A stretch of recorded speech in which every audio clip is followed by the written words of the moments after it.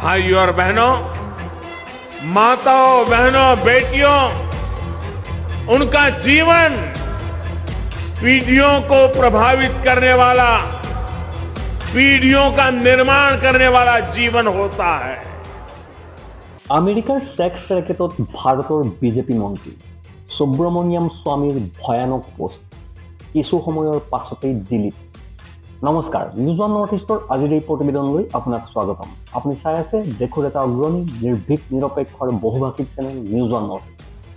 বেটি বচাও বেটি পঢ়াও, মহিলাক সন্মান, মহিলাসকল মাতৃ হয়, মহিলাসকল দেৱী, এইবোৰ কথা নিশ্চয় আপুনি বিজেপি নেতাৰ ভাষণত অহৰহ নিৰ্গত হোৱা শুনিছে। আনকি প্ৰধানমন্ত্ৰী নৰেন্দ্ৰ মোদীয়ে ভাষণত প্ৰায়ে এই কথাবোৰ কোৱা শুনিবলৈ পোৱা যায়। তেওঁ মহিলাক প্ৰশংসা কৰে। কিন্তু এতিয়া অতি আচৰিত কথা যে আমেৰিকাৰ পৰা অহা দোষী সাব্যস্ত হোৱা শিশু যৌন অপৰাধী জেফ্ৰি এপষ্টেইনৰ সৈতে সংযুক্ত থকা ব্যক্তিৰ নাম তালিকাত ভাৰতৰ প্ৰধানমন্ত্ৰীৰ নামো উল্লেখ কৰা হৈছে। এই অভিযোগ কিন্তু আমাৰ নহয়, বিজেপিৰ জ্যেষ্ঠ নেতা সুব্ৰমণিয়াম স্বামীৰহে। আমেৰিকাত জেফ্ৰি এপষ্টেইন কিমান কুখ্যাত সেই কথা বৰ্ণনা কৰাৰ প্ৰয়োজন নাই। তেওঁৰ ব্যক্তিগত দ্বীপত কেনেকৈ কম বয়সীয়া ছোৱালীৰ ওপৰত যৌন নিৰ্যাতন চলোৱা হৈছিল, সম্প্ৰতি তেওঁৰ নামৰ সৈতে প্ৰধানমন্ত্ৰী নৰেন্দ্ৰ মোদীৰ নাম জড়িত কৰা হৈছে। এই কাৰণেই প্ৰধানমন্ত্ৰী নৰেন্দ্ৰ মোদীয়ে আমেৰিকাৰ বিৰুদ্ধে ট্ৰাম্পৰ ভাৰত বিৰোধী বক্তব্যৰ বিৰুদ্ধে মাত মাতিব পৰা নাই নেকি? কাৰণ প্ৰধানমন্ত্ৰী মোদীয়ে যদি আমেৰিকাৰ বিৰুদ্ধে ট্ৰাম্পৰ ভাৰত বিৰোধী বক্তব্যৰ বিৰুদ্ধে কিবা মাত মাতে, তেন্তে জেফ্ৰি এপষ্টেইনৰ সৈতে জড়িত তথ্যসমূহ প্ৰকাশ পাব নেকি? এই কাৰণেই মোদীয়ে ট্ৰাম্পৰ ভাৰত বিৰোধী বক্তব্যৰ প্ৰতিও কোনো প্ৰত্যুত্তৰ নিদিয়ে নেকি? ইয়াৰ পূৰ্বে পেট্ৰলিয়াম মন্ত্ৰী হৰদীপ সিং পুৰীৰ নামো এপষ্টেইনৰ সংস্পৰ্শলৈ অহা ব্যক্তিৰ নামৰ তালিকাত প্ৰকাশ পাইছিল। আৰু এতিয়া প্ৰধানমন্ত্ৰী মোদীৰ নামো সাঙুৰ খাই পৰিছে, যিটো বিজেপি নেতা সুব্ৰমণিয়াম স্বামীয়ে নিজে প্ৰকাশ কৰিছিল, য'ত তেওঁ কৈছিল যে আমেৰিকাৰ এজেঞ্চিবোৰৰ হাতত আনকি প্ৰধানমন্ত্ৰী মোদীক ব্লেকমেইল কৰিবলৈ পৰ্যাপ্ত ফটোও আছে। এনে এক বৃহৎ অভিযোগৰ পাছতো সুব্ৰমণিয়াম স্বামীৰ এই টুইট সন্দৰ্ভত বিজেপিৰ নেতা সমৰ্থকসকলে কোনো মন্তব্য দিব পৰা নাই। আশ্চৰ্যজনকভাৱে সুব্ৰমণিয়াম স্বামীয়ে নিজৰ টুইটটো মাত্ৰ কেইঘণ্টামানৰ পাছতে ডিলিট কৰি দিয়ে। কিন্তু ডিলিট কৰিলে কিয়? এই টুইট ডিলিট কৰাৰ আঁৰৰ কাৰণ কি আছিল? তেওঁক হেঁচা দিয়া হৈছিল নেকি? সুব্ৰমণিয়াম স্বামীয়ে সঁচা কথা কৈছিল নেকি? এই কাৰণেই তেওঁৰ টুইটটো ডিলিট হোৱাৰ কাৰণ আছিল নে ইচ্ছাকৃতভাৱে ডিলিট কৰা হৈছিল? জেফ্ৰি এপষ্টেইনৰ সৈতে জড়িত থকা ব্যক্তিৰ তালিকাত প্ৰধানমন্ত্ৰী মোদীৰ নাম ওলোৱাৰ সময়ত হঠাতে টুইটটো ডিলিট হোৱাৰ কাৰণ কি?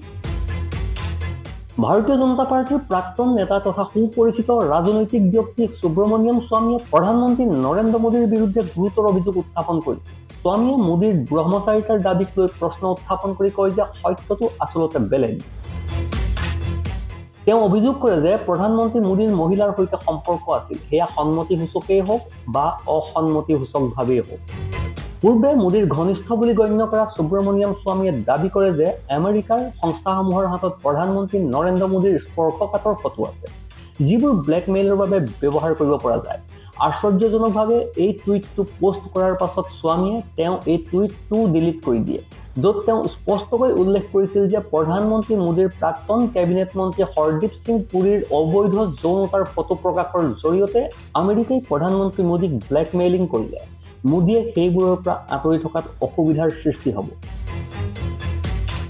প্ৰধানমন্ত্ৰী নৰেন্দ্ৰ মোদীয়ে নিজকে ব্ৰহ্মচাৰী বুলি দাবী কৰে, কিন্তু ব্লেকমেইলিঙৰ বাবে আমেৰিকাৰ সংস্থাসমূহৰ হাতত যথেষ্ট ফটো আছে বুলি টুইটটোত বিজেপিৰ জ্যেষ্ঠ নেতা সুব্ৰমণিয়াম স্বামীয়ে দাবী কৰিছিল।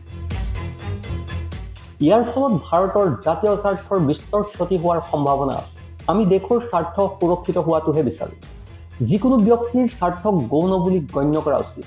আমেৰিকাৰ ৰাষ্ট্ৰপতি ডনাল্ড ট্ৰাম্পে অহৰহ হেঁচা প্ৰয়োগ কৰি আছে প্ৰধানমন্ত্ৰী মোদীক।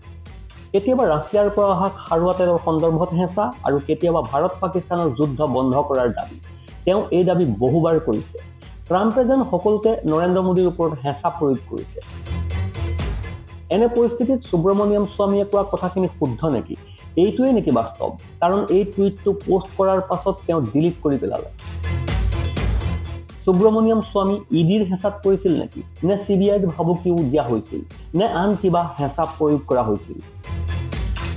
সততে প্ৰধানমন্ত্ৰী মোদীক সমালোচনা কৰাৰ ক্ষেত্ৰত আগৰণুৱা স্বামীয়ে পূৰ্বে কোনো টুইট ডিলিট কৰা নাছিল, কিন্তু এইবাৰ এই টুইটটো কিয় কৰিলে? কংগ্ৰেছ নেতা প্ৰিয়ংক খাৰ্গেই টুইট যোগে লিখিছে, ছবাৰৰ বিজেপি সাংসদগৰাকীয়ে দীৰ্ঘদিন ধৰি প্ৰধানমন্ত্ৰী নৰেন্দ্ৰ মোদী আৰু তেওঁৰ মন্ত্ৰীসভাৰ বিৰুদ্ধে ৰাজহুৱাভাৱে গুৰুতৰ অভিযোগ উত্থাপন কৰি আহিছে। তথাপি দলটোৱে কোনো ব্যৱস্থা গ্ৰহণ কৰা নাই। বিজেপিৰ মুখপাত্ৰ আৰু অন্ধভক্তৰ কোলাহলকাৰী ব্ৰিগেডে হঠাৎ নিমাত হৈ পৰিছে আৰু বিজেপিৰ প্ৰধানক নিজৰ সাংসদসকলে উত্থাপন কৰা অভিযোগৰ প্ৰত্যুত্তৰ স্পষ্ট কৰাত কিহে বাধা দিছে? এই সকলোবোৰ সঁচা নেকি? সেইটোৱে আটাইতকৈ ডাঙৰ প্ৰশ্ন।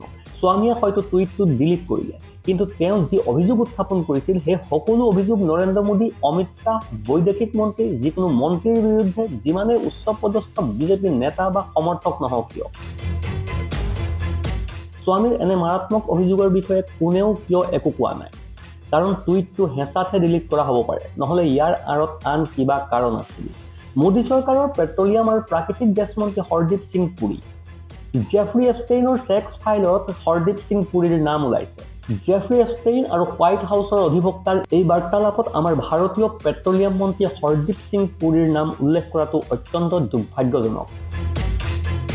আমেৰিকাত জেফ্ৰী এপষ্টেইনৰ বদনাম কুকীৰ্তি বৰ্ণনাৰ বাহিৰত সকলোৱে জানে, অতি অদ্ভুত পৰিস্থিতিত কাৰাগাৰত মৃত্যু হোৱা জেফ্ৰী এপষ্টেইন এটা দ্বীপৰ মালিক আছিল, য'ত আমেৰিকাৰ বিশিষ্ট ৰাজনীতিবিদ আৰু উদ্যোগপতিসকলে আনন্দ উপভোগ কৰিছিল। তাত কম বয়সীয়া ছোৱালী আৰু ল'ৰাকো যৌনতাৰ সামগ্ৰী হিচাপে উপলব্ধ কৰা হৈছিল। ইয়াৰ সৈতে জড়িত ফাইলসমূহ ৰাজহুৱা কৰাৰ বাবে এতিয়াও অহৰহ দাবী উত্থাপন হৈ আছে। ভাৰত চৰকাৰে এই সন্দৰ্ভত বিবৃতি প্ৰকাশ কৰি ইয়াৰ বৈধতাৰ তদন্ত কৰক। হৰদীপ সিং পুৰীৰ সন্দৰ্ভত কোনো বিবৃতি প্ৰকাশ নোহোৱাৰ বিপৰীতে এতিয়া নৰেন্দ্ৰ মোদীৰ নাম পোহৰলৈ আহিছে। জেফ্ৰী এপষ্টেইনে সৰু ছোৱালীক যোগান ধৰিছিল আৰু ধনিক ব্যক্তিয়ে তেওঁলোকক যৌন শোষণ কৰিছিল। কেৱল ছোৱালীয়েই নহয়, ল'ৰাও। কিশোৰ-কিশোৰী সৰবৰাহৰ লগত জড়িত কাৰোবাৰ লগত সম্পৰ্ক থকাটো অতি গুৰুতৰ বিষয় আৰু ভাৰতীয় ৰাজনীতিবিদৰ জড়িতৰ বিষয়টোৱে বহু প্ৰশ্নৰ উত্থাপন কৰিছে। তদুপৰি সুব্ৰমণিয়াম স্বামীয়ে কিয় টুইটটো ডিলিট কৰিলে? ছ'চিয়েল মিডিয়াত মানুহে সুধিছে, স্বামীয়ে এই টুইটটো কিয় ডিলিট কৰিলে? হৰদীপ সিং পুৰী আৰু নৰেন্দ্ৰ মোদীৰ নাম উল্লেখ কৰাটো এই কাল হ'ল নেকি? স্বামীক জোৰ দিয়ক, অনুগ্ৰহ কৰি নিজৰ যত্ন লওক আৰু এতিয়া মৰ্ণিং ৱাকৰ বাবে নাযাব।